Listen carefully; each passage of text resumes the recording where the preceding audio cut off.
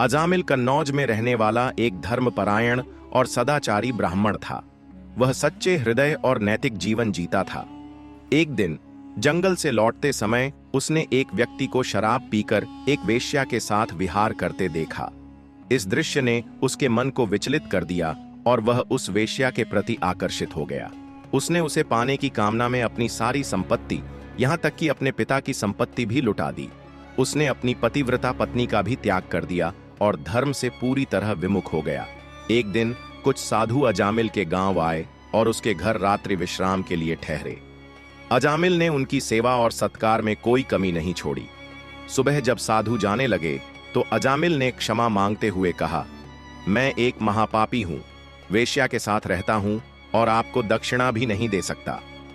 साधु उसकी सेवा से प्रसन्न थे और बोले, हमें दक्षिणा की आवश्यकता नहीं।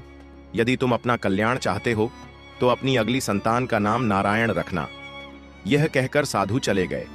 कुछ समय बाद अजामिल को एक पुत्र हुआ जिसका नाम उसने नारायण रखा।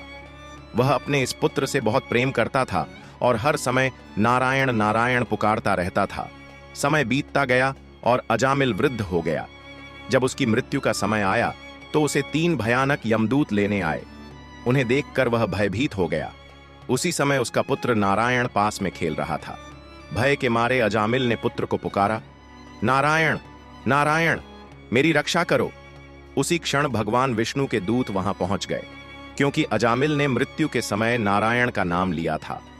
यमदूत अजामिल की आत्मा को खींच रहे थे, लेकिन विष्णु के दूतों ने उन्हें रोका।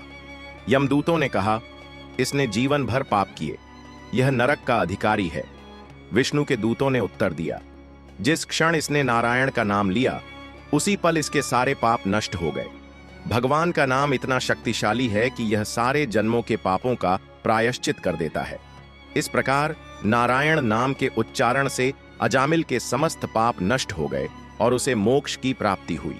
सीख, यह कहानी हमें सिखाती है कि भगवान का नाम अत्यंत शक्तिशाली है। चाहे जीवन में कितने ही पाप किए हों, यदि अंतिम समय में सच्चे हृदय से भगवान का स्मरण किया जाए तो उद्धार संभव है। हालांकि सच्ची भक्ति और पश्चाताप का महत्व भी उतना ही आवश्यक है।